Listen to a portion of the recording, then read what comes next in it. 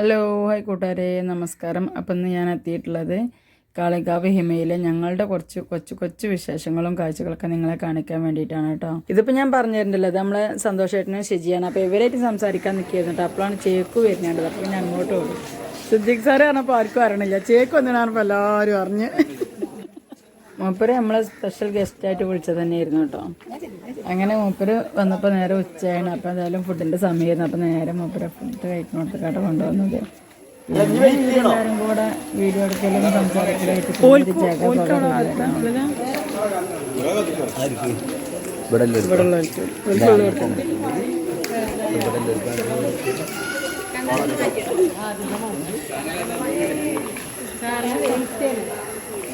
യൂട്യൂബിലൊക്കെ വൈറലാണോ?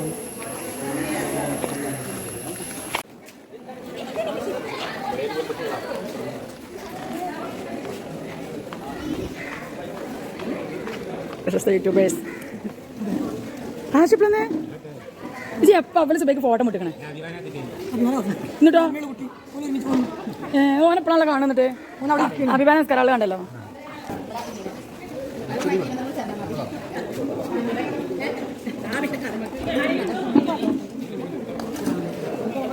പുതുതലമുറക്ക് അത് അറിയില്ല, പക്ഷെ എനിക്കൊക്കെ നന്നായിട്ട് അറിയാം. ഷോർട്ട് ഫിലിം മേഖലയിൽ തുടക്കം കുറിച്ച ആളുകളാണ് സലാം കുടിയത്തൂർ. അദ്ദേഹത്തിന്റെ സ്റ്റോറികൾ, പ്രവാസ ജീവിതത്തെ ഉപയോഗപ്പെടുത്തുന്ന ഒരുപാട് സ്റ്റോറികൾ ഞാൻ ഒരുപാട് കണ്ടിട്ടുണ്ട്. അതിൽ അഭിനയിക്കുന്ന ലീക്ക് വീരാൻ എന്ന കഥാപാത്രത്തെ ചെയ്ത ആളാണ്. അവർ നല്ല കൈയടിയാണ്. അപ്പോൾ അദ്ദേഹത്തെ രണ്ട് വാക്ക് സംസാരിക്കാനായി ഞാൻ ഈ വേദിയിലേക്ക് ക്ഷണിക്കുകയാണ് സ്നേഹപൂർവ്വം. എൻ്റെ സ്വന്തം പേരിലും ഹിമയുടെ പേരിലും അതുപോലെ നമ്മുടെ യൂട്യൂബ് ഫാമിലി കൂട്ടായ്മയുടെ പേരിലും. പേര് എല്ലാവരും കൂടെ പങ്കെടുത്തിട്ടില്ല. അപ്പോൾ സോഷ്യൽ മീഡിയ പ്ലാറ്റ്ഫോമിൽ ബഹുഭൂരിപക്ഷം ആളുകളും ഒരു നേരമ്പോക്കിന് മാത്രം ഉപയോഗപ്പെടുത്തുന്ന ആളുകൾക്കിടയിൽ നിന്ന് വ്യത്യസ്തമായിട്ട് ഈ ഒരു തല്ലുമാല ടീമിൻ്റെ ഇതുപോലുള്ള ഒരു സ്ഥാപനത്തിലെ സന്ദർശനത്തിന് ആദ്യമായിട്ട് ഇവിടെ ഇടയ്ക്കിടെ സന്ദർശിക്കാറുണ്ട് എന്നും ഇവിടുത്തെ ആളുകളുമായിട്ട് സംവദിക്കുകയും അവർക്ക് സന്തോഷം പകരുകയും ചെയ്യുന്നു. പക്ഷേ ഇന്ന് ഞാൻ ആലോചിക്കുമ്പോൾ വൃദ്ധസദനം എന്നുള്ള പേര് കിട്ടാതെ തന്നെ ശരിക്ക് ഇത് സൊസൈറ്റി പ്രത്യേകിച്ച് നമ്മുടെ കാലത്ത്, നമ്മുടെ നാട്ടിലൊക്കെ ഈ കാലത്ത് ഇത് നിർബന്ധമാണെന്ന് എനിക്ക് തോന്നുന്നു.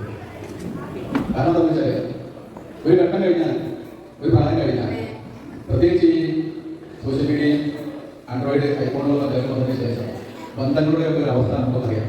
നമ്മുടെ വീടുകളിലുള്ള ബന്ധങ്ങളുടെ അവസ്ഥ നമുക്കറിയാം.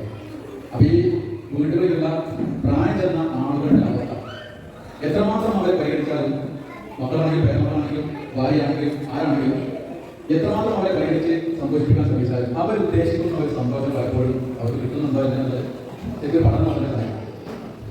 അപ്പോൾ ഒരേ ഗ്രൂപ്പിലുള്ള ആളുകൾ കൂടുമ്പോൾ ഉണ്ടാകുന്ന സന്തോഷം, ചെറിയ കുട്ടികളാണെങ്കിൽ 10 വയസ്സ് പ്രായത്തിലുള്ള കുട്ടികളാണെങ്കിൽ അവർ കൂടുമ്പോഴുള്ള സന്തോഷം അവരെക്കാൾ മുതിർന്ന ആളുകളെ കുറച്ച് കൂടുതൽ കിട്ടിക്കൊള്ളുന്നു. ഇത് ഇപ്പോൾ ഹോസ്റ്റലുകളിലൊക്കെ പഠിച്ചിരുന്ന ആളുകളായി കോളേജിലൊക്കെ പഠിക്കുന്ന സമയത്ത്, സ്കൂളിലൊക്കെ പഠിക്കുന്ന വീട്ടിൽ റൂമിൽ 4-5 ആളുകളൊക്കെ കൂടി താമസിക്കുമ്പോൾ, ഹോസ്റ്റലുകളിലൊക്കെ താമസിക്കുമ്പോൾ ആ ഒരു കൂട്ടുകെട്ടിൽ നിന്നുണ്ടാകുന്ന സന്തോഷം പോലെ തന്നെ ആളുകളുടെ കൂട്ടുകെട്ടിൽ ഞാൻ മനസ്സിലാക്കിയെടുത്തോളം അവർക്ക് കിട്ടുന്ന ഈ ഒരു സന്തോഷം, ഈ ഒരു ആനന്ദം, ഈ ഒരു മനസ്സമാധാനം, ഇത് ഒരു പക്ഷേ വീടുകളിൽ നിന്ന് കിട്ടിക്കൊള്ളുന്നില്ല. അത് വീട്ടുകാരെ കുറ്റം പറയില്ല, അവർക്ക് കൊടുക്കാൻ കഴിയാത്തതുകൊണ്ടാണ്. ആ നിലക്ക് നോക്കുമ്പോൾ ഇങ്ങനെയുള്ള സ്ഥാപനങ്ങളൊക്കെ കേരളത്തിൽ ഉണ്ടാവുന്നത് ദുരുപയോഗം ചെയ്യാതെ നോക്കണം എന്നുള്ള ഒരു സംവിധാനം മാത്രമേ നമുക്ക് ശ്രദ്ധിക്കേണ്ടത്. ഇങ്ങനെ സ്ഥാപനം ഉണ്ടല്ലോ, അതുകൊണ്ട് ഇപ്പോൾ ഉമ്മയെ അല്ലെങ്കിൽ ഉപ്പയെ എനിക്ക് നോക്കാൻ കഴിയില്ല, അതുകൊണ്ട് അവിടെ പോയി തള്ളാം എന്നുള്ള ചിന്താഗതിയുമായിട്ട് വരുന്ന ആളുകളെ ഉദ്ദേശിച്ചല്ല പറയാം. സ്വന്തം വീട്ടിൽ നമുക്ക് കൊടുക്കാൻ കഴിയാത്ത ഹാപ്പിനെസ് ഇങ്ങനെ സ്ഥാപനത്തിൽ പോകാൻ താല്പര്യമുണ്ടെങ്കിൽ അവരൊക്കെ സന്ദർശിക്കുകയും അവരൊക്കെ കൊണ്ടുപോയിട്ട് അവരുടെ ആ ഗ്രൂപ്പിലൊക്കെ ഉൾപ്പെടുത്തി ഇതുപോലുള്ള പരിപാടികളും ഔട്ടിങ്ങുകളൊക്കെ അവിടെ പിക്നിക്കുകളൊക്കെ കൊണ്ടുപോകാറുണ്ടെന്ന് പറഞ്ഞു. ഇതൊന്നും പലപ്പോഴും എത്ര ഉന്നതമായ സാമ്പത്തിക സ്ഥിതിയുള്ള വീടുകളിലെ ആളുകളാണെങ്കിൽ പോലും അവിടെയുള്ള പ്രായം ചെന്ന ആളുകളൊന്നും അധികം അങ്ങനെ കൊണ്ടുപോകുന്നതായി കാണാറില്ല. വളരെ കുറഞ്ഞ ആളുകളുണ്ട് കേട്ടോ. അത് സ്വന്തം മാതാപിതാക്കളുടെയൊക്കെ ഹാപ്പിനെസ് കണ്ടാൽ പെരുമാറുന്നതിനെ കൊടുക്കുന്നുണ്ട്. അതൊന്നും അവരിച്ചോട്ട് പറയുന്നത് തന്നെയല്ല. പക്ഷേ ഇങ്ങനെയുള്ള സ്ഥാപനങ്ങളിൽ ഇന്ന് പ്രസക്തി ഉണ്ട് എന്നുള്ളതാണ് ഞാൻ മനസ്സിലാക്കുന്നത്. അതിന് കൂടെ തന്നെ ഇത്തരം സ്ഥാപനങ്ങളിൽ വന്ന് അവർക്ക് ഹാപ്പിനെസ് കൊടുക്കാനുള്ള സന്നദ്ധത ഇതുപോലുള്ള കൂട്ടായ്മകൾക്ക് ആ ഒരു സന്നദ്ധതയ്ക്ക് പ്രത്യേകമായിട്ട് അഭിനന്ദനം കൊടുക്കാൻ വേണം. അത് ഈ ഹാപ്പിനെസിന്റെ ഒരു പ്രത്യേകത എന്ന് ചോദിച്ചാൽ ബാക്കിയുള്ളതൊക്കെ നമ്മുടെ ടെൻഷൻ, ദേഷ്യം, ഭയം ഇതൊക്കെ ആരും കൊടുക്കേണ്ട പ്രത്യേകം ഒന്ന് കൈകൊണ്ട് മനസ്സിലാക്കും. പക്ഷെ ഹാപ്പിനെസ് നമ്മൾ ഉണ്ടാക്കാൻ വേണ്ടി നമ്മളത് കൊടുത്തോണ്ടിരിക്കണം. ഒരു പ്രത്യേകത. അപ്പൊ പ്രത്യേകിച്ച് ഒരു ഘട്ടം കഴിഞ്ഞാൽ ഈ ഘട്ടത്തിലേക്ക് ഒരു പിന്നെ സമയം കഴിഞ്ഞാൽ നമ്മളൊക്കെ വരുമ്പോൾ പുറത്തോടു കൂടി തന്നെയാണ് പറയുന്നത്. ഒരു ഘട്ടം കഴിഞ്ഞാൽ പിന്നെ എന്ത് എന്നുള്ളത് ആദ്യം അരട്ടാത്ത ഒരു മനുഷ്യനുണ്ടാവില്ല. അത് മക്കളും വേറെ മക്കളും ഉള്ള കുടുംബമാണെങ്കിൽ പോലും സാമ്പത്തിക സ്ഥിതിയുള്ള കുടുംബങ്ങളാണെങ്കിൽ പോലും ഒരു പരിധി വരെ അവരുടെയൊക്കെ മനസ്സിലുണ്ടാകുന്ന നമ്മുടെ ആളുകൾ ഉണ്ടാകുന്നത്. അപ്പൊ അവര് ഒറ്റക്കെല്ലാം ബോധ്യപ്പെടുത്തുകയും നമ്മൾ അനുഭവിച്ചുകൊണ്ടിരിക്കുന്ന സന്തോഷങ്ങളും ആനന്ദങ്ങളും വിനോദങ്ങളൊക്കെ അവർക്ക് കൂടി നൽകുകയും ചെയ്യാൻ പറ്റുന്ന ഇത്തരം കൂട്ടായ്മകളുടെ ഈ സന്ദർശനങ്ങളും ഇവിടുത്തെ പരിപാടികളും ഒക്കെ വളരെയധികം പ്രശംസിക്കപ്പെടേണ്ടതുണ്ട് എന്ന് മാത്രം പറഞ്ഞുകൊണ്ട് ഈ ഒരു പരിപാടി ഇതുപോലെ 2-3 സ്ഥലങ്ങളൊക്കെ ഞാൻ സന്ദർശിച്ചിട്ടുണ്ട്. ആളുകൾ താമസിക്കുന്ന സ്ഥലങ്ങളൊക്കെ അവിടെയുള്ള പല ആളുകളുമായിട്ട് സംസാരിച്ച് അവരുടെ കഥകളൊക്കെ ഞാൻ പലതും കേട്ടിട്ട് എനിക്ക് തന്നെ വിശ്വസിക്കാൻ പറ്റാത്ത പല കഥകളും അതൊക്കെ നമ്മുടെ നാട്ടിൽ നടക്കുന്നതാണോ എന്ന് പോലും സംശയിക്കുന്ന രീതിയിലുള്ള കഥകളാണ് അതിലൊക്കെ കേൾക്കാൻ സാധിച്ചത്.